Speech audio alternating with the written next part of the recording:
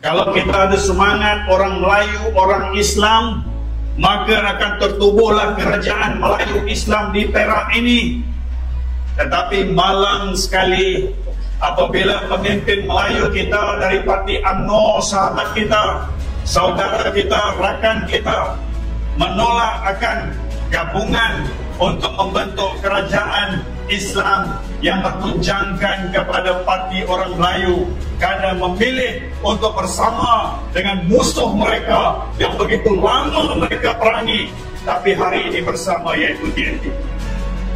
Ini adalah tahun yang malang buat orang Perak kerana kegagalan pemimpin Melayu kita untuk memahami makna seni politik dan usaha untuk memperkemaskan kekuatan orang Melayu di negeri Perak ini dan di negara kita Malaysia. Itu yang berlaku hari ini. Jadi ibu-ibu, ayah-ayah semua, hari ini kita berada di sini dalam PRK.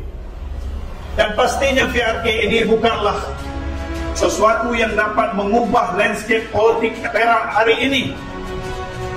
Kalau kita menang, kita dapat memberi isyarat yang jelas kepada kerajaan persekutuan.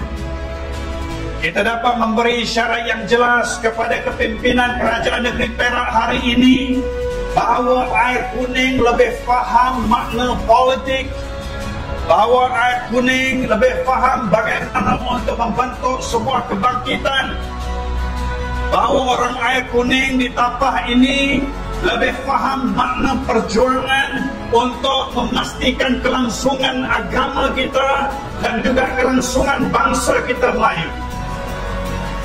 Zahirkan ibu ayah, abang-abang, kakak-kakak semua dan adingga semua, walau mungkin kalian orang UMNO ataupun amanah atau PKR atau pernah sedang mendukung BFP, tapi selagi kita mengucap kalimat La ilaha illallah Muhammad Rasulullah, kita tidak akan terputus ikatan bahawa kita bersaudara. Maka bangkitlah kali ini dan air kuning menjadi saksi kebangkitan bangsa Melayu demi kelangsungan agama kita, insya-Allah. Takbir! Kita harus kembali. Bukan kita hari ini ingin bergaduh sama saudara kita orang UMNO. Kita tahu pemimpin terdahulu UMNO telah melakukan yang termampu oleh mereka. Banyak kita lihat pembangunan yang telah dilakukan. Namun demikian, kerana kegagalan kepimpinan UMNO mutakhir ini dan dari tahun-tahun kejatuhan UMNO dahulu, kerana mereka telah mengkhianati bangsa Melayu, sebab itu rakyat menolak mereka. Sebab itu orang Melayu hari ini telah meninggalkan UMNO. Kerana apa? Kerana kita kecewa. Sebuah parti Melayu yang diberikan amanah untuk mempertahankan kelangsungan orang Melayu, UMNO tidak lagi mampu bicara tentang bangsanya. UMNO telah dibisukan untuk bicara tentang agamanya. UMNO tidak lagi mampu kerana UMNO hanya sebuah parti kerdil dan kecil di dalam kerajaan PHBN ini. Sebab itu kita lihat isu-isu yang menyesakkan dada kita. UMNO tidak mampu bersuara. UMNO tidak ada lagi abata ibu ayah. UMNO tidak ada lagi. Dan kita tidak membenci UMNO.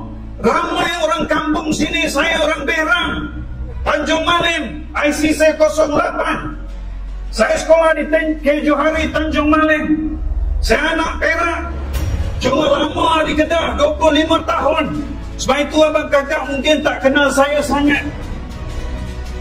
Tapi saya tahu bahawa bagaimana negeri kita yang kaya dan punya segala sumber tidak dibangunkan dengan baik, dan rakyat telah menghukum UMNO. Tetapi mereka terus memberi kata-kata retorik, janji-janji, harapan-harapan yang kadang-kadang kita seperti dibuai-buai mimpi. Tetapi realitinya mereka tidak lagi ikhlas memperjuangkan hak kita orang Melayu, orang Islam. Maka tinggalkanlah mereka. untuk kali ini paling tidak di PRK ini undilah calon Perikatan Nasional, insyaAllah. Takbir!